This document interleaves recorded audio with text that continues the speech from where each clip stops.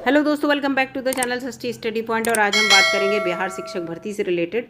बिहार शिक्षक भर्ती में जो फॉर्म आया था उसकी डेट 2 बार बढ़ी थी, तो मुझे ऐसा लगता है कि जो बच्चे जिन्हें लग रहा होगा हमने फॉर्म नहीं भर पाएंगे तो उनने भी फॉर्म भर दिया होगा। आज हम बात करेंगे कि कितनी जो है कट ऑफ रहने की उम्मीद है और बच्चा जो है सेफ जोन में कब रहेगा, मतलब एग्ज़ाम देने के बाद कितने नंबर उसे लाने ज़रूरी हैं जिससे कि वो सेफ़ जोन में रहे, वो कट ऑफ की लिस्ट में आ पाए। तो ये इम्पॉर्टेंट है। यहाँ पर बच्चे बड़े परेशान हैं कि ज़्यादा फॉर्म भरे गए हैं तो पता नहीं कितने कट ऑफ जाएगी इससे रिलेटेड। तो सबसे पहले तो मैं आपको यहाँ पर पूरी परीक्षा से रिलेटेड बता देती हूँ कि आप सभी को पता है कि एक तो आपकी भाषा की अर्हता परीक्षा होगी हर सेक्शन से रिलेटेड, चाहे वो प्राइमरी की वैकेंसी, चाहे टीजीटी, चाहे पीजीटी। 100 नंबर के क्वेश्चन आएंगे और जो हैं कितने होंगे पहले ही बता दिया है मैंने, पिछली वीडियो में भी आपको पता होगा। इसमें क्या होगा कि भाग 1 में इंग्लिश के क्वेश्चन है जो कि 25 क्वेश्चन है, और भाग 2 में आपके हिंदी के क्वेश्चन होंगे जो 75 क्वेश्चन होंगे, पूरे 100 क्वेश्चन आएंगे। लेकिन ये जो परीक्षा है आपको पहले ही दिख रहा है अहर्ता परीक्षा है केवल, और इसमें कुछ भी नहीं है।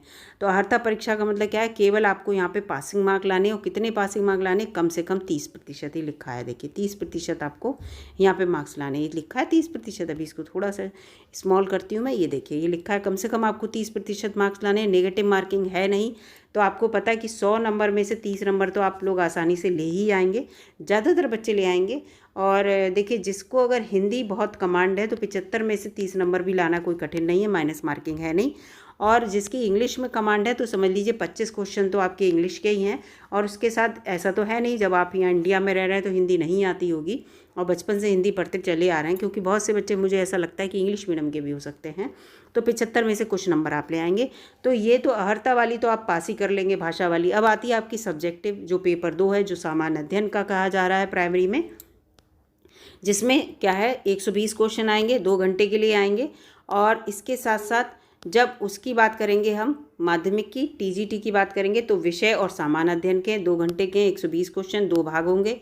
ये सब इसमें बता चुकी हैं। 80-40 का रेशियो रहेगा। 80 जो हैं आपके सब्जेक्टिव रहेंगे और 40 क्वेश्चन आपके जीएस के रहेंगे। तो ये है। तो इसमें क्या है, आप बिहार का जीएस अच्छे से पढ़ लीजिए, अपना सब्जेक्टिव पढ़ लीजिए। अब कितने नंबर पे आप सेफ जोन में रहेंगे, ये चीज़ है ना। बच्चा सोच रहा है सेफ जोन में कहाँ रहेंगे। सबसे पहले तो आप कट ऑफ वाले जोन में आइए, सबसे इंपॉर्टेंट तो आपके लिए है।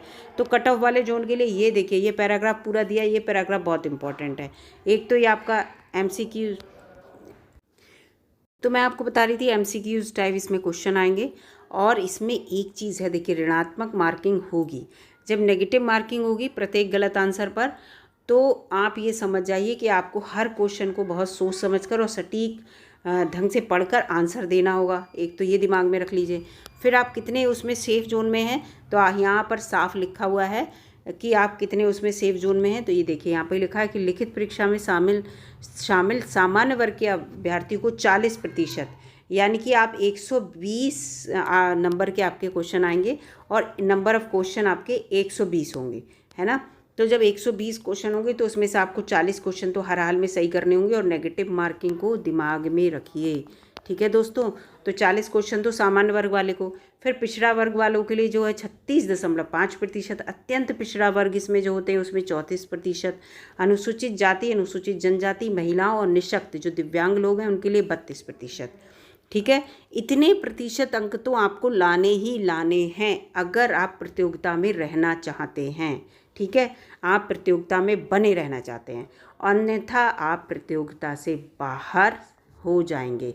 अगर आपके इसमें 0.1% नंबर भी कम आए तो आप आउट ऑफ द एग्ज़ाम हो जाएंगे, फिर तो सोचना ही बेकार है। तो इतने प्रतिशत नंबर तो आपको जब लाने हैं, तो जब आप इतने प्रतिशत नंबर लाने के लिए मेहनत करेंगे तो आपको पता है कि आप और अच्छे मार्क्स लाने के लिए भी मेहनत करेंगे। बच्चे बहुत सारे फॉर्म भरे हैं, ऐसा तो है नहीं, क्योंकि वैकेंसी इतनी ज़्यादा है तो अच्छे खासे बच्चों ने फॉर्म भरे हैं। पीआरटी लेवल की बात करें तो वो ऑल इंडिया लेवल पे फॉर्म भरा गया है, कोई भी फॉर्म भर सकता था इंडिया का व्यक्ति। जबकि खैर टीजीटी और पीजीटी में क्या है, केवल बिहार के व्यक्ति ने ही फॉर्म भरा हुआ, क्योंकि इन्होंने यहाँ पर ऑप्शन लगा दिया था एस्टेट का, है ना। स्टेट टेट केवल बिहार में ही हुआ था। तो टीजीटी पीजीटी वाले बच्चों को तो आराम है, उनकी मेरिट जो है वो लो जाएगी। लेकिन आपको ये बता दूं कि आपको मार्क्स तो हर हाल में जितने भी वो होंगे बच्चे, उन्हें 70 to 80% मार्क्स आप अगर कवर कर रहे हैं यानी कि तो आप जो है भीड़ में रहेंगे शामिल, आप कंपटीशन में रहेंगे, क्योंकि बच्चा इतना पढ़ रहा है आजकल, फॉर्म इतने भरे जा रहे हैं, तो मेरिट तो इतनी कम, ज़्यादा कम तो होगी नहीं। लेकिन वैकेंसी ज़्यादा है तो कम हो सकती है, वेटिंग में जा सकती है, लेकिन इतना तो मुझे लगता है कि 70% तो हर हाल में जाएगी मेरिट। ठीक है, तो इसलिए आप जब 40% तैयारी कर रहे हैं तो 30% और कर लीजिए, 70% हो जाएगा आपका। हाँ, तो ये इतना 40% के लिए तो तैयारी करेंगे ही, कंपटीशन में बने रहने के लिए। सामान्य श्रेणी वालों को बता रही हूँ मैं, और वैसे भी दूसरी श्रेणी वालों के लिए भी ज़्यादा अंतर नहीं है, 36.5 और 40% में कोई ज़्यादा अंतर नहीं है। तैयारी करने के लिए बोल रही हूँ, और नंबर आने के लिए, एक सीट लेने के लिए तो भाई बहुत 0.1% भी इम्पोर्टेंट रखता है ना। कोई उस कंपटीशन में बना रह जाता है, कोई बाहर भी निकल जाता है। तो ये चीज़ इसमें दी हुई है, इस चीज़ को याद रखिएगा। और इसमें सबसे इम्पॉर्टेंट बात है कि आपका पता है इंटरव्यू तो होना नहीं, वैसे भी कहीं इंटरव्यू इस लेवल पे होता नहीं है।